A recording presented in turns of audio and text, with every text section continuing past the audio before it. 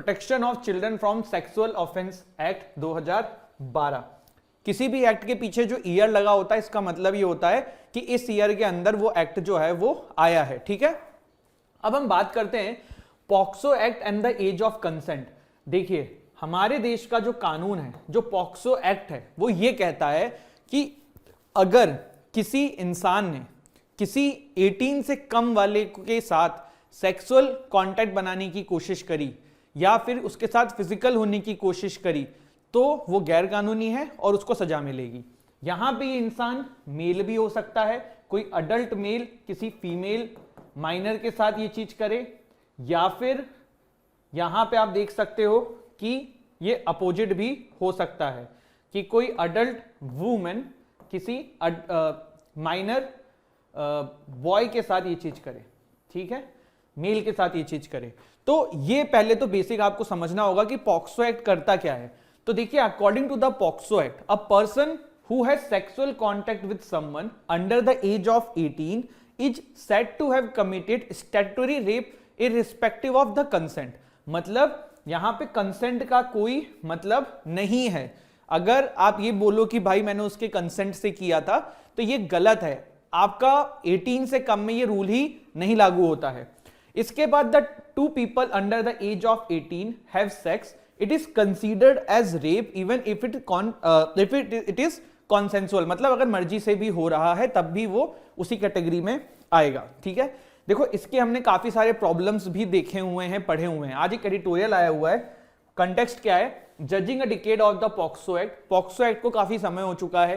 POCSO act अभी news में क्यों है? हमने कुछ दिन पहले एक मामला देखा था कि मुस्लिम रिलीजन में जो अंडर 18 शादी कर दी जाती है फिर वो लीगल कैसे है। सिर्फ वही नहीं है, बहुत सारी ट्राइबल कम्युनिटी के अंदर भी ये प्रॉब्लम होती है। वहां पे 18 से कम में शादी कर दी जाती है या लोग भाग के शादी कर लेते हैं, फिर उसके बाद दिक्कत होती है, पॉक्सो एक्ट और बहुत सारे एक्ट लगने लग जाते हैं, ठीक है। तो अब यहां पे थोड़ा सा इसको समझते हैं। क्या पहले तो कोई चीज लिखा हुआ है कि can a women be accused under POCSO act? तो जवाब है बिल्कुल, एक वुमेन भी पॉक्सो एक्ट के अंदर प्रोसिक्यूट करी जा सकती है। सेक्सुअल ऑफेंस अगेंस्ट चिल्ड्रन हो गया, 2012 में पॉक्सो एक्ट आया था, ठीक है। क्या काम था इसका? Protect children from sexual assault, sexual harassment, pornography. It applies to the children of both sexes below the age of 18। Both man and women can be offender under POCSO, ठीक है। द लॉ एक 2019 में इसमें amendment भी आया था। वो क्या आया था? पनिशमेंट जो है ना वो और स्टैग्नेंट कर दी थी, मतलब और टफ टाइप की कर दी थी कि भाई इस तरीके की कोई प्रॉब्लम फ्यूचर में देखने को ना मिले, लोगों को डर लगे और चाइल्ड अब्यूज रुक सके। As much as the law of country, ठीक है यार, ये तो वही सारी चीजें लिखी हुई हैं, कुछ इसमें ऐसा कुछ अलग नहीं है, ठीक है। अभी रिसेंटली देखो क्या हुआ था, it was the proviso that the Dharwad bench of the high court of Karnataka invoked as it urged the law commission of India to have a rethink on the criteria for age of consent taking into the consideration the growth ground realities। देखो मैं आपको एक चीज बहुत ही layman language में बताता हूं। अब ना वो कंडीशन नहीं है जो आज से 10 साल पहले बच्चों की होती थी। मैं आपको इसके पीछे एक रीजन देता हूं। अगर मैं मतलब बिल्कुल स्पष्ट शब्दों में बोलूं ना तो आज की डेट में बच्चे जवान जल्दी होते हैं। आज की डेट में आप देखते हो कि मोबाइल फोन और इस तरीके की चीजें बच्चों के पास बहुत जल्दी से अवेलेबल है, और उसके बाद आज की डेट में 10th 9th 8th में बाबू सोना एंड ये सारी चीजें स्टार्ट हो जाती हैं। अभी रिसेंटली आपने एक इमेज देखी हो कि काफी वायरल हो रही है, ये हमारे लखनऊ का ही इंसिडेंट है, लेकिन आप यहाँ पे ये देख सकते हैं कि द गर्ल इज माइनर। तो कहने का मतलब ये है कि ये आज की डेट में ना एक अपने आप में बहुत बड़ा बवाल हो चुका है कि भाई जो एज है ये 18 एज जो है ये सही है कि नहीं है।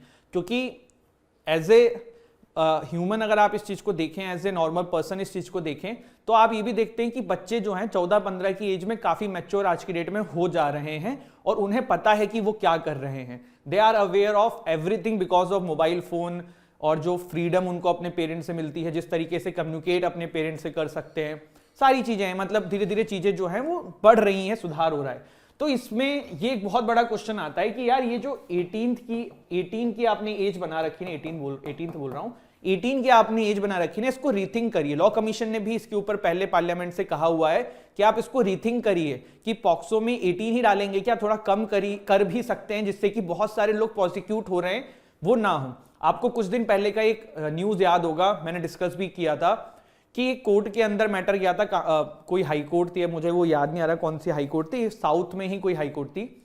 उसमें जो नाबालिग लड़की थी उसने एक 18 प्लस के मैन के साथ शादी करी थी भाग के, बट ऐसी शादी वैलिड नहीं है, पॉक्सो लग गया उस बंदे के ऊपर। अब कोर्ट में जब मैटर गया ना तो वो लड़की बोली कि भाई मैं प्रेग्नेंट हूं, मैं अपने मर्जी से गई थी, मैं इस बंदे के साथ गई थी, अब आप इसको जेल भेज देंगे तो मेरी लाइफ तो वैसे भी तबाह हो रही है और हो जाएगी, है ना, because she is going to be the mother, और विदाउट फादर वो बच्चे का क्या परवरिश होगी। तो ऐसे बहुत सारे कॉम्प्लिकेटेड चीजें देखने को मिलती हैं। एंड आई थिंक कोर्ट ने फिर उनको दोनों को बरी, उस बंदे को बरी भी कर दिया था, क्योंकि होता क्या ना ऐसे सिचुएशन में किडनैपिंग, पॉक्सो, ये सारे चार्जेस जो हैं फैमिली लगवा देती है, 18 के से कम में महिलाएं होती हैं।